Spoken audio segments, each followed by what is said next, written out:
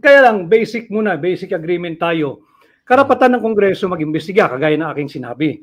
Subalit ito'y dapat in aid of legislation because there is no congressional power to conduct exposés just for the sake of exposure. Kagaya nung sinasabi mo na dahil may TV, may social media. On the other hand, this is how I view things with the presence of the new media now. Maganda rin na nandyan kayo yung new media dahil lalong na-i-expose yung paglalapastangan sa mga karapatang pantao nung kanilang iniimbitahan muna as resource person and later on makikita mo nagmamature from resource person into seemingly a suspect. So magandang narariyan yung kagaya ninyo sa new media dahil nababalanse yung bias ng ilang traditional media pag na-expose ninyo sa new media. But again, while it is the inherent power of the legislative department, both the Senate and the House of Representatives to conduct investigation in aid of legislation, it must be made very clear to them and to the Filipino people that there is no congressional power to expose for the sake of exposure. Walang ganun. Dapat respetuhin yung ating mga Bill of Rights. Makikita naman ninyo ang nababiolate unang-una dyan, yung Section 1, Article 3, that no person shall be deprived of life, liberty, or property without due process of law. Ang dami ng nakulong ginamitan ng contempt powers ng Kongreso. Ang masakit na katotohanan doon, yung taong inakusahan ng kasong kriminal, kahit sumampa na sa korte, Coach Oli, yung kaso niya, basta't ito'y bailable, hindi mo maaari siyang pigilang lumabas ng pagka-detain niya or yung sa kanyang detention o kanyang kulungan, basta't nakapagpiyansa. Dito sa nangyayaring congressional investigation, pag ikay sinight in contempt, dyan ka lang muna, antayin mo pag maganda gising nung nag-iimbestiga, baka sakaling pawalan ka. Second, yung Section 12, Article 3, still on the Bill of Rights, nakalagay doon that no force, threat, violence, or intimidation that vitiates the free will shall be used in any investigation. Pagka hindi na lang gusto yung direksyon ng sagot mo, sasabihin sa'yo, let me remind you, Mr. Resource Person, that you may be cited for contempt. O di magbabago ngayon yung sagot ng tao dahil sino ba naman ang gustong mawalan ng liberty? Sino ba naman ang gustong makulong? Sino ba naman ang gustong mawalan ng kalayaan? So, nababiolate yung specific provision na yan ng ating saligang batas. And again, another specific provision, Section 17, yung ating right against self-incrimination also can be found under Article 3 of the Constitution. Walang sino man ang maaaring gawing testigo laban sa kanyang sarili or interest. Dito, nagsimula kang resource person. Bandang huli, nagkakaroon na ng blurred na yung fine line between a resource person, between congressional investigation, nagmamature ito into a seemingly custodial investigation. Yung custodial investigation tawagin sa ating criminal procedure, yan yung papunta na sa yung investigasyon, suspect ka na. Pag ikay suspect na, pwede mo na ipatigil yung investigation. Bakit? I-invoke mo yung right against self-incrimination mo. Hindi ka pwedeng kuhaan ng sariling ebidensya na naggagaling sa iyong sariling bibig. Bawal yun. Yun yung Section 17, Article 3 of our Constitution. Malinaw yan sa ating saligang batas. Hindi ko yan sabi. Nakasulat yan at nakasaad at may garansya yan sa ating saligang batas.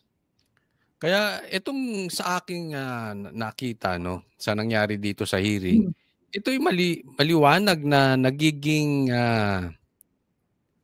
itong mga Duterte, nagiging na talaga sila, parang sila nang iniimbestigahan. Specifically itong paglabas ni Trillanes dyan sa Quadcom at naglabas siya ng bank accounts, etc. etc. Ito is kumpirmado sa aking palagay na ito ay nalabag yung bank secrecy law. So anong take nyo dito, Attorney Vic? Bawal ba talaga ito? Dapat ba andyan si Trillanes? Dapat bang wag na talagang pumunta dyan si PRRD, etc.? Ako siguro kinakailangan ding magpunta roon si Pangulong Duterte para once and for all, harapin niya at hinarap niya, kagaya ng maisog niyang pagharap. Sa Senado, maisog din niyang hinarap yung mga tumutugi sa kanya dito sa investigation sa House of Representatives. But yung doon sa kamong offshore account, unang-una, sinabi rin doon sa hearing sa House of Representatives, yung issue ngayon ay 2015 or 2016 pa. Election issue, campaign issue laban kay Pangulong Duterte nung siya'y kumakandidato. Look, it's already 2024. 8 years after, yan pa rin ang issue mo. Ikaw ang may pagkukulang. Bakit hindi mo kinasuhan kung meron kang pinangahawakan at kumpiyansa ka na yung pinangahawakan mo ay kayang tumindig under the scrutiny of the courts and the prosecutor? Kung sa tingin mong kaya at matibay ang pinangahawakan mo, di kasalanan mo. After 8 years, yan pa rin ang issue mo. At after 8 years, yan pa rin yung kinakaladkad mong issue sa Kongreso, may kasalanan ka. Ikaw ang nagkukulang dahil hindi mo ginawa yung duty mo, di bali ng dating taong gobyerno, kundi yung duty mo bilang isang mamamayang Pilipino. Kung may nakita ka at may pinangahawak ka ebidensya, isampa mo yung kaukulang kaso laban doon sa pinagbibintangan mo. At itong Attorney Vic, kayo'y naging dating malapit kay BBM, no? At binanggit, ito ipakawala sabi ni PRRD, ito ipakawala ni BBM itong si Trillanes. Hindi mo rin naman matatawaran na may sarili ring mga balita at information na pumapasok kay Pangulong Duterte. Dating tatandaan, dating Pangulo yan. At hindi yan yung dating Pangulong hindi nagtrabaho. Ito yung Pangulong nagtrabaho talaga up to his very last day. So kung meron siyang information na gano'n, I'd like to believe, very credible yung kanyang information. And again, I agree with you. Hindi dapat nagpapapunta ng mga ganong resource person na ang layunin lamang ay pakasiraan o galitin o pikunin yung isang resource person sa pagkatao ng dating Pangulo na nung bumaba na sa pwesto ay patuloy pa ring mataas ang trust rating at patuloy na minamahal pang higit ng mamamayang Pilipino. Yung nag-iimbestiga, Attorney Vic, na convicted, halimbawa na lang ay ikaw ay child abuser, convicted child abuser. Ito ba'y nararapat o dapat ito ay actually tanggalin na sa pagdinig or dapat ito'y pagbakasyonin na mismo bilang congressman or congresswoman? Ayun, tawag dyan, Coach Oli, delikadesa. Delikadesa tawag dyan. Kung alam mo ikaw mismo may tama at meron kang conviction at ikay nasa labas lang, eto convicted na to, pero nasa labas pa dahil binigyan siya ng piyansa. Pero dapat yan, practice ka naman ng self-restraint. Hiya naman, pino naman, delikadesa tawag doon. Hindi na ituturo sa Kongreso yon, pero habang lumalaki tayo, dapat ay natututunan natin yan. At bahagi yan ng GMRC, Coach Oli, yung good manners and right conduct, hindi na kinakailangan sa batas yan.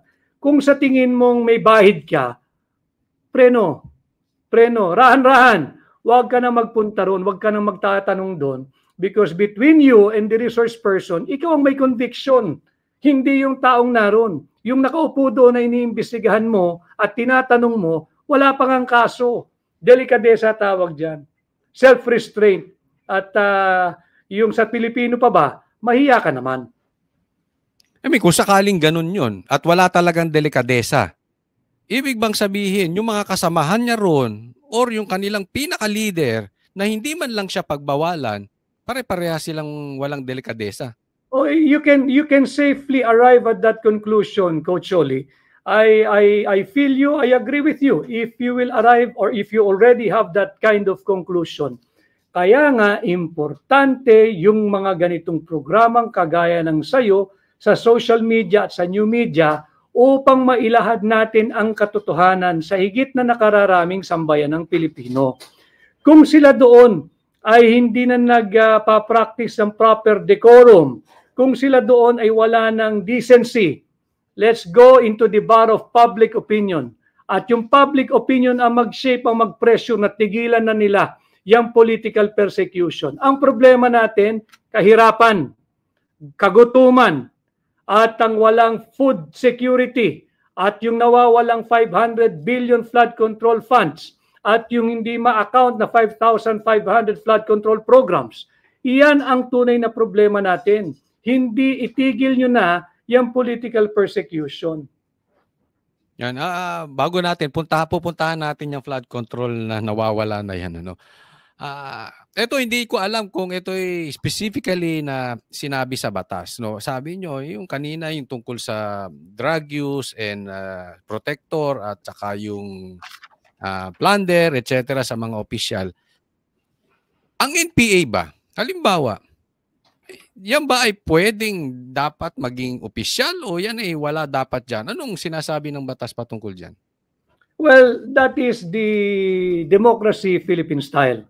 At respeto natin yun. Kung sila'y binoto nung kanilang mga followers enough to get one seat as a party list, wala tayong magagawa dyan. Yan naman ang inam ng tunay na demokrasya.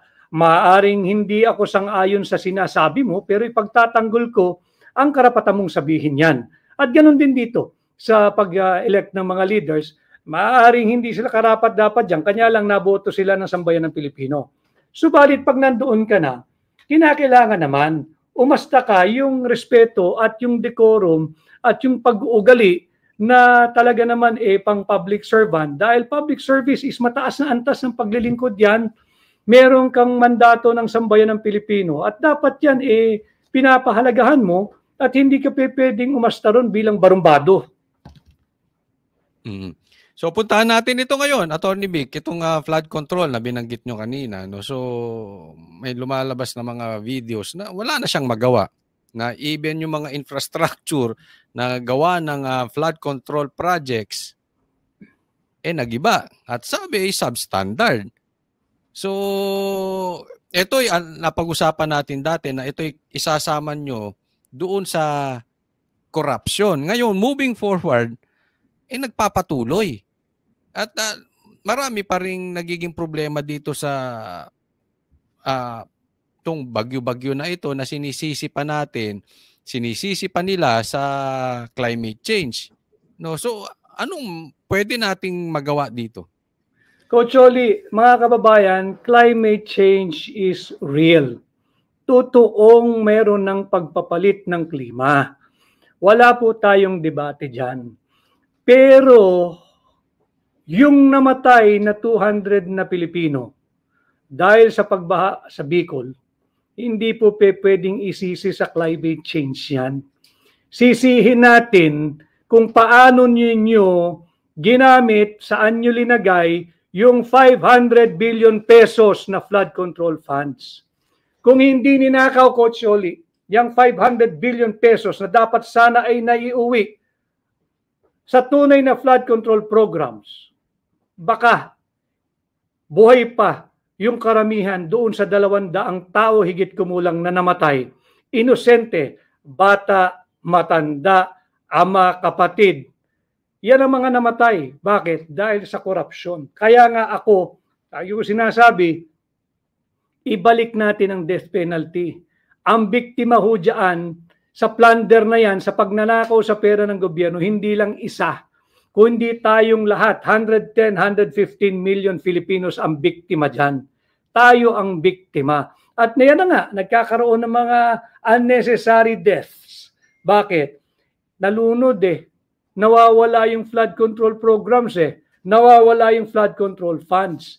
And in the same manner, kaya tayo yung inayaya ko kayo na makiisa kayo, sabahan ako dito sa ating war on corruption, pipilitin din natin na mawala at ibasura na itong Joint Resolution number 10 kung saan hinahayaan, pinapayagan yung liquidation by mere certification.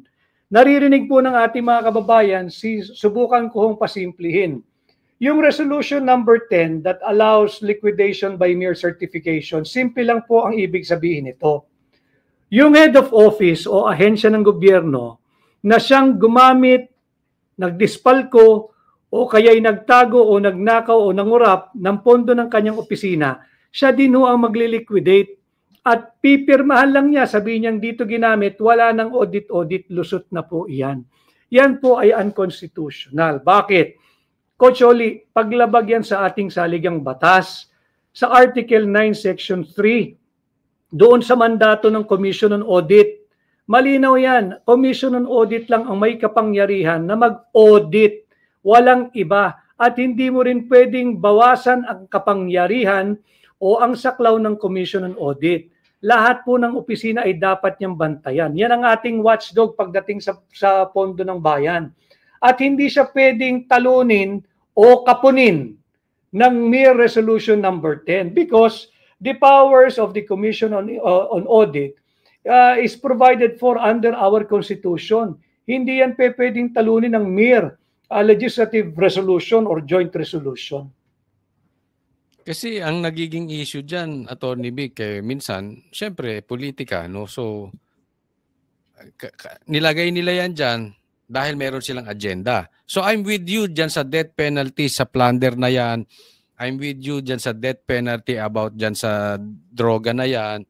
Gustong-gusto ko yan, 1,000%. But the problem is, eto, pagpasok nyo at kayo naging senador, paano nyo, baka kasi hindi suportahan to eh. Dahil sa tingin ko, in my opinion lang naman, mas maraming magnanakaw dyan kesa sa matino.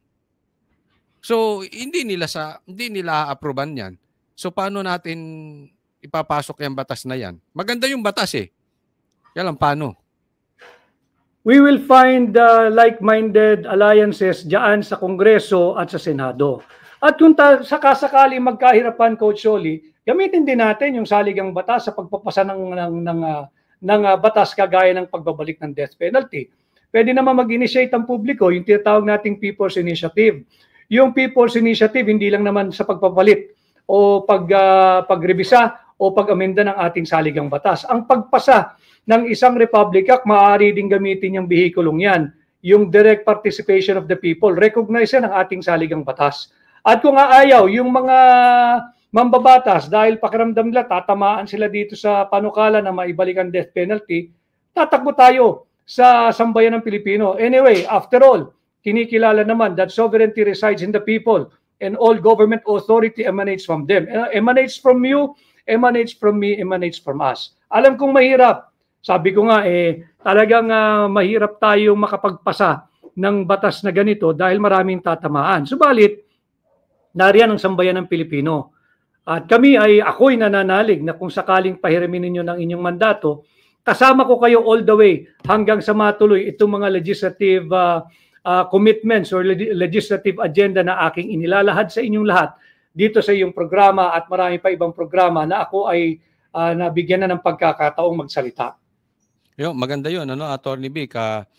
Matanong ko, halimbawa ikay mahalal for yung first 100 days mo, anong iyong plano? And secondly, kasi marami pong mga politiko na sila ay maraming pangako at sila ay open sa media, etc. Then after that, hindi lang naman ito sa national, no? Kahit sa mga kahit sa mga local elections. Pagkatapos na halal, hindi mo na mahanap. Hindi na, saka na lang lalabas ulit sa media pagka again, election. Kaya tuloy yung tao ngayon parang ang dating, no? Medyo defensive na nga ang mga tao diyan, including me, na may budol. May budol factor dahil bigla na lang nawawala. May trahedya, merong binagyo, tas biglang nawawala, lalabas na lang, TV time, etc. So your take on that, Attorney Vic? Singilin ninyo ako. Make me account for all the legislative commitments that I'm making now. Basta't ang akin, simple. Sisikapin kong maibasura yung Joint Resolution number 10, unang-una. Pangalawa, sisikapin ko na maibalik ang death penalty pero hindi agad-agad sa pagpapanukala ng pag-repeal doon sa batas that suspending the imposition of the death penalty. May proseso. Unahin muna natin ang pag-amenda sa Dangerous Drugs Act of 2002. At pagkatapos niyan, amendahan din natin yung plunder law. At pag na-amendahan na natin itong dalawang batas na ito, file natin yung Senate bill calling for the reimposition of the death penalty but only specifically for the two criminal offenses. And how do we do it? Meron na ho tayong draft This is how we take this election, this midterm election seriously. Meron na tayong draft, working draft. At yung unang 100 araw, ifa-file ho natin ito. At maaari tayong singilin ninyo after 100 days kung nasaan na. Ito nga sinasabi nating first 100 days na performance, sukatin ninyo ako. And then of course, meron tayo yung tinatawag nating pagbuwag na rin sa pagkakaiba or distinction or discrimination between the wage rate here in National Capital Region and the provincial wage rate. I will work for, and I already found a like-minded ally doon sa kamanggagawa party list na nariyan sa mababang kapulungan. Tanggalin na natin yung provincial wage rate. Ibig sabihin lang ng Coach Oli, yung sahod ng mga kababayan natin sa probinsya dapat iparehas na sa sahod ng mga nasa Metro Manila dahil wala pong katotohanan na mas mura ang buhay sa probinsya. Wala pong katotohanan na mas murang manirahan sa probinsya.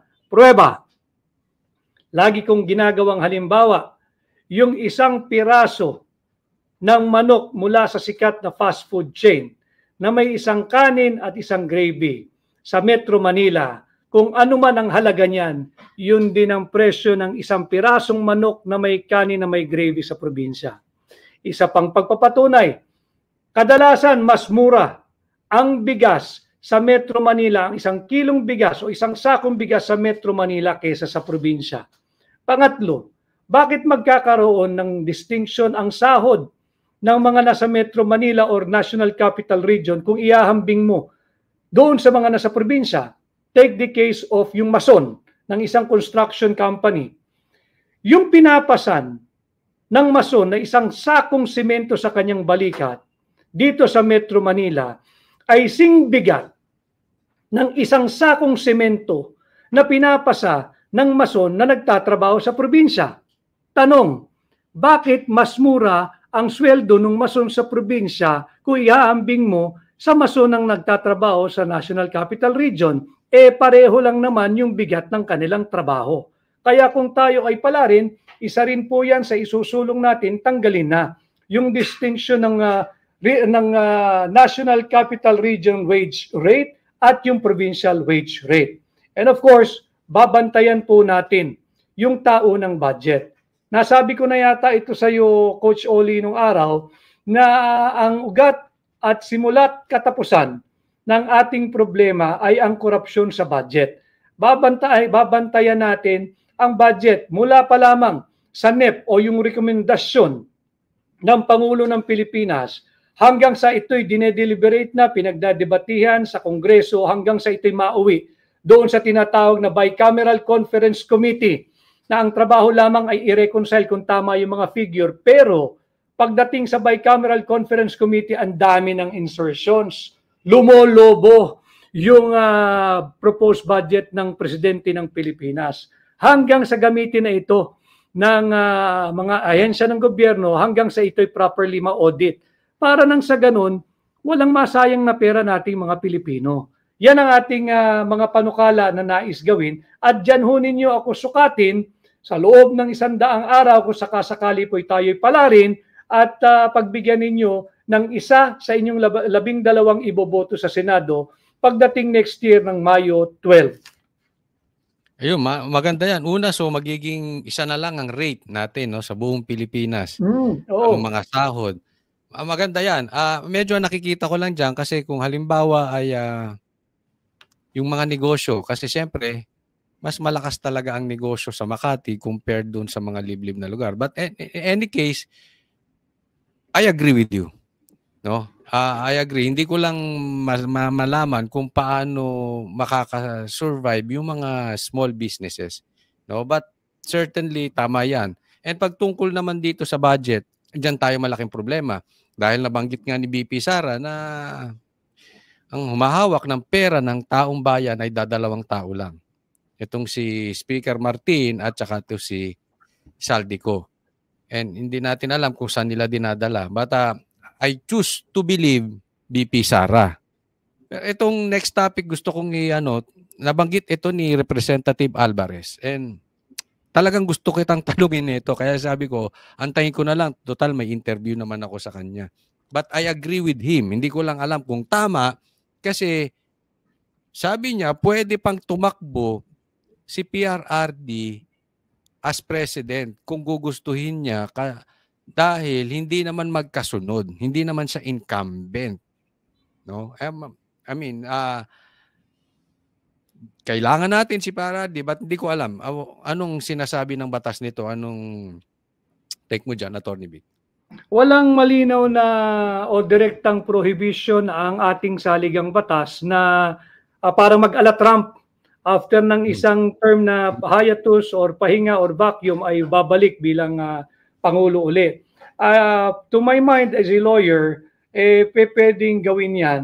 Hindi lamang ni Pangulong Duterte, kung sino man yung Pangulong after ng term niya, nagpahinga ng isang term at kaya pa naman ng isip at pangangatawan at nandun pa rin yung passion to serve the Filipino people, maaaring kumandidato sa aking pananaw. At of course, that when that time comes, yung action na yan will be subject to many tests of constitutionality. I'm sure someone or some group will bring it all the way to the Supreme Court to test and challenge the constitutionality of such an action. But until then, ako sa tingin ko, pwede, walang prohibition, walang pagbabawal na malinaw. But to be fair to President Rodrigo Duterte, although I do not and I cannot speak on his behalf because I have no authority, but base sa aming personal na pag-uusap at nag-uusap din naman kami na tungkol sa politika, siya tapos na siya. Nagawa na niya yung kanyang ultimate sacrifice to lead this country and serve the country well at faithfully at nagbuwis siya talaga ng kanyang buhay dito sa kanyang war on drugs. Hanggang ngayon nga tinutugi siya although hindi naman na makatarungan yung ginagawang basihan ng mga tumutugi sa kanya at apparently siya ay gusto raw panagutin. Alam mo, yung sinasabi rin natin kanina yung sa provincial wage rate, tanggalin na natin yung discrimination. Pag nangyari kasi yun, Coach Oli, that is also one way of dispersing yung concentration sa National Capital Region at doon na sa probinsya. Bakit? Madi-disabuse na yung palagi ang isip ng ating mga kababayan. Gusto kong magpunta sa National Capital Region kasi mas mataas ang sahod kumpara sa probinsya. Ngayon, kung sila ay komportable na rin sa sahod nila sa probinsya, hindi na tayo dudumugin ng mga manggagawa natin from the province at mag-concentrate sa Metro Manila or sa National Capital Region. That way, we can decongest Metro Manila or the National Capital Region. And I think, basta't matuloy lang itong ating war on corruption, pati ang mga negosyante ay hindi rin naman siguro ko kontra dahil makikinabang sila at magbebenepisyo sila pag nabawasan na itong talamak na korupsyon na araw-araw hinaharap ng mga mangangalakal, ng mga negosyante, ng mga mamumuhunan at lahat ng business owners. I agree. Again, I agree. Kasi problema talaga natin korupsyon yan. Ako naniniwala, alisin mo lang ang korupsyon sa Pilipinas, maraming mayaman. Kaya lang talaga tinatamaan, especially yung middle class. Dahil ito, tungkol dito sa korupsyon. And nabanggit mo kanina din to si Trump, no? So, anong take mo dito na ito ba'y makakatulong? Anong epekto nito sa Pilipinas? Well, I have my personal opinion. Wala naman tayong karapatan magkomento doon sa halalang naganap sa Estados Unidos. Si Trump ba ay makakabuti sa Pilipinas at Pilipino? Walang malinaw na sagot at walang malinaw na makakapagbigay ng kasagutan dyan. But to say the least, I think, I am very hopeful that President Trump's presidency again will be very good in the way the United States conduct its foreign relation and foreign policy. Meaning, baka sakali tayo'y umaasa na hindi naman kagaya nung kanyang dinatnan at papalitan na Pangulo na tila sinusulong yung ating, ito personal na, sabihin niyo mo ng vested interest natin pag-usapan yung sa atin. Natural, Pilipino tayo, Pilipinas ang nakataya. Baka sakaling ma-diffuse at ma-de-escalate yung problema dito sa South China Sea na tinutulak nung kasalukuyang administration na parang proxy war between the Philippines and China. Ginagaan na between the United States and China at nagagamit tayong sangkala ng Estados Unidos. Sana, I'm very hopeful na i-diffuse at de-escalate ni Pangulong Donald Trump yung mga problema, hindi lang dito sa Pilipinas, pati nagaganap sa Middle East, diyan sa problema ng Israel at Hamas, diyan sa problema ng Russia at Ukraine. Because sino ba naman ang ayaw ng kapayapaan? Sino ba naman ang ayaw ng world peace at para na lang sa ating mga kabataan at mga darating pangsaling lahi? Ito mabalikan ko lang, naalala ko, nakalimutan kong tanungin dito, no. So pinapapirma po si PRRD ng waiver, no. And sabi niya, bakit ako lang? Tayo lahat. Ngayon, ano sinasabi ng batas na to? Pabor ka ba dito? Na ang mga opisyal siguro in a way para matakot sila sa plunder, bukas yung kanilang bangko, no? But any thoughts on that? But yung kung meron mang mas magandang sabihin natin, kung hindi man waiver tungkol doon sa budget, kasi diyan lumulusot yan eh. 'Di ba? Alam naman natin yung money laundering. No? So paano po 'to? They're so fixated or in love with waiver.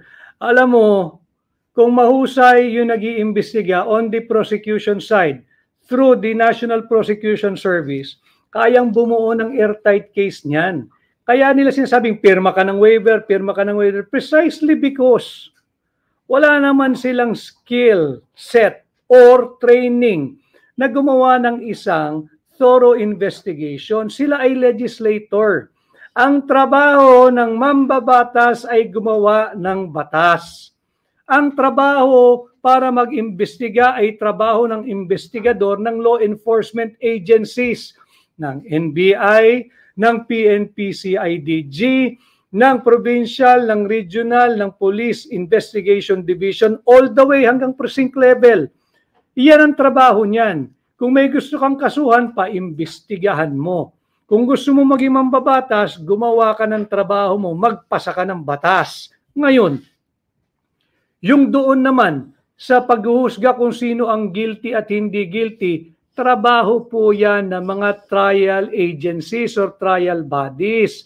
Hindi rin yan trabaho ng Kongreso. Ang trabaho ng mambabatas ay magsagawa at magpasa ng batas. Hindi maghanap ng butas sa isang taong kanilang biktima ng political persecution kagaya ni Pangulong Duterte. Ayun. Ito kasi ayaw na kitang abalahin pa, no? Lagi kitang inaabala, Atty. Vic. No, natatol. Salamat sa pagkakataon lagi mong binibigay, Coach Oli. Oo, tayo susuporta hanggang dulo, no, Atty. Vic. At sana ikaw ay palarin, no, at makapagsilbi, kasi ako ay naniniwala sa mga bagong mga politiko na hindi pa kinain ng sistema. And I really hope yung mga bago ay talagang hindi kainin. Kasi alam mo, Atty. Vic, ang sama na talaga ng sistema natin. And I know you know that. Ang sama minsan pumapasok talaga yung taong tama. Ang mindset tama, ang puso, dahil sa sama ng sistema, nilalamon. And I really hope and pray na yung mga bago, talagang sila kainin nung sistema nila, yung mabubuti nung mga dating trapo. No? So, we hope, Atty. Vic, na maging isa ka doon. And ako talagang susuporta ako doon sa mga bagong yung mga katulad mo. Na bagamat hindi ko masasabing bago kasi kayo nasa background before, no? Talagang involved kayo but hindi elected. Diba, Atty. Vic? So bukod diyan sa iyong mga panukala, ano pang maidadagdag mo, no, na paano natin masisira yung sistema na binabanggit ko? Kasi minsan pag tiningnan ko, although nakaasa tayo sa Diyos, pero pag tiningnan ko talagang milagro. Kasi parang lalamunin talaga ng sistema. Naintindihan ko yung sayo, Coach Oli, more of pahayag ng isang frustrated na Pilipino. At hindi lang ikaw ang ganyan, marami. In fact, marami nga ang nagsasabi na ang hirap mahalin ng Pilipinas, ang hirap mahalin ng Pilipino. Kaya kung i-review ninyo, mga kababayan, yung aking statement o naging pahayag, nung ako ay nag-file ang aking kandidatura at naging isang opisyal at formal na aplikante ninyo bilang senador, ang sinabi ko roon, let us not give up on our country, let us not give up on the Filipino people. Basta tayo nagsama-sama, Coach Oli, walang imposible, basta tayo magkaisa, posible ang pagbabago. Huwag tayong susuko. Napakaganda ng Pilipinas at hindi ho totoong mahirap mahalin ng Pilipino. Ang mahirap talagang mahalin ay yung mga corrupt na politiko, pero hindi ang mga Pilipino. Ito, Atty. Vic, meron lang ako mga babanggitin sa inyong pangalan at i-describe mo sila, no? Para mabilisan lang. Describe mo sila in 1 word or 2 words, no? Sa iyong pagkakakilala at sa iyong, kung hindi mo man sila personally kilala, nakikita mo, no? So, maiba tayong konti. Okay. Simulan na natin. Dito sa camera, Speaker Martin. Ang problema ko sa tanong mo at yung mga pangalang babanggitin mo, Coach Oli, I do not want to be accused by anyone that I'm trying to promote my candidacy as a senator at their expense. So kung iyong mamarapatin at pahihintulutan, hingin ako ng dispensa na I don't think ako yung dapat mong tanungin at sumagot sa aking impresyon sa mga personalities na iyong babanggitin. Not that I am afraid or I have reservation. Yes, I have, but only for the sole reason na tayo ay formal at opisyal ng aplikante bilang senador. Baka ayokong sabihin, I'm promoting my own candidacy for senator at their expense. Ayoko. Sana maintindihan mo yan. Ayan, naintindihan natin yan na kung medyo magiging negative, ano? Negative. Nasarap pa nang sagutin dahil I'm sure marami nag-aabang, but yung bang malaswaba na ako pa ang tutugon sa or magdi-describe o magsasalarawan kung paano ang impression nila sa akin. Siguro sa ano na lang, next time na lang, Atty. Vic, over a battle of personal. Off camera, Coach Oli, I will gladly indulge. Okay, Atty. Vic, so ano pong huling mensahe natin sa ating mga nagmamahal sa inyo at sa buong Pilipinas? Maraming salamat po uli sa inyong patuloy na pagpapadala ng mabubuting salita, words of encouragement. Alam ko ho, in fact, when I filed my candidacy, I told my very, very small but very, very firm and principled campaign team na ang laban na ating papasukin ay hindi lamang uphill, kundi it's going to be a very brutal campaign and very brutal fight for me and for my campaign team. Subalit, hindi namin kayang talikuran ang mamamayang Pilipino at ang bansang Pilipinas. Kaya ako ho ay tumugon sa hamon na kumandidato bilang senador. Ito po ang aking layunin, ilunsad yung war on corruption, maging maisog at totoong oposisyon sa Senado. Sana po ay samahan ninyo ako. Alam kong pagod na rin kayo sa korupsyon, talamak na korupsyon at higit pang korupsyon. Subalit, hindi ho natin mapipigilan pa ang higit na paglaganap nito, kundi po tayo magbubuklod-buklod at magsama-sama pagdating ng midterm election. Dahil ako, uulitin ko, naniniwala ako, basta tayo'y nagsama-sama at nagkaisa, posible ang pagbabago.